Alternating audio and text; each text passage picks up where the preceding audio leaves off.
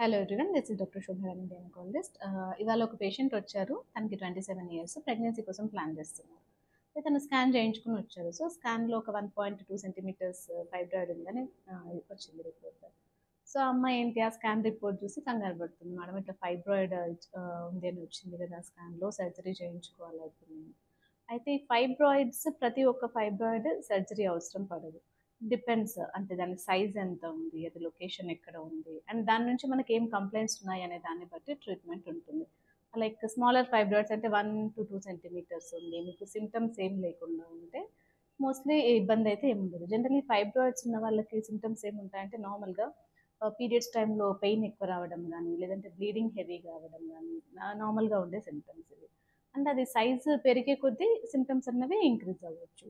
So depends, అంటే మీరు pregnancy కోసం ప్లాన్ చేస్తున్నారా, లేదంటే ఫ్యామిలీ కంప్లీట్ అయి ఉన్నారా, వీటన్నింటిని బట్టి ఫైబ్రాయిడ్స్కి ట్రీట్మెంట్ అనేది ఉంటుంది.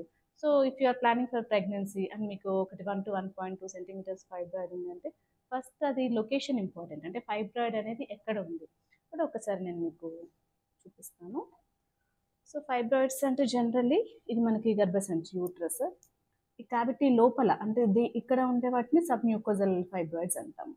అండ్ ఈ మయోమెట్రియల్ లేయర్ అంటే ఈ మజిల్ లోపల ఉండేది ఇంట్రామ్యూరల్ ఫైబ్రాయిడ్స్, అండ్ దాని అవుట్ సైడ్ ఉండే వాటిని సబ్ సీరోజల్ ఫైబ్రాయిడ్స్ అంటారు. సో మనకి మోస్ట్లీ సబ్ మ్యూకోజల్ అంటే క్యావిటీ లోపల ఉండే ఫైబ్రాయిడ్స్, అది సైజ్ ఏమైనా బిగ్గర్ ఉంది అట్లా ఏమైనా ఉంటే మనకు ప్రెగ్నెన్సీ ప్రెగ్నెన్సీకి ప్రాబ్లం అవ్వదు. సో ఇలాంటి ఫైబ్రాయిడ్స్ ప్రెగ్నెంట్ ఇంప్లాంటేషన్లో ఇబ్బంది పెట్టొచ్చు.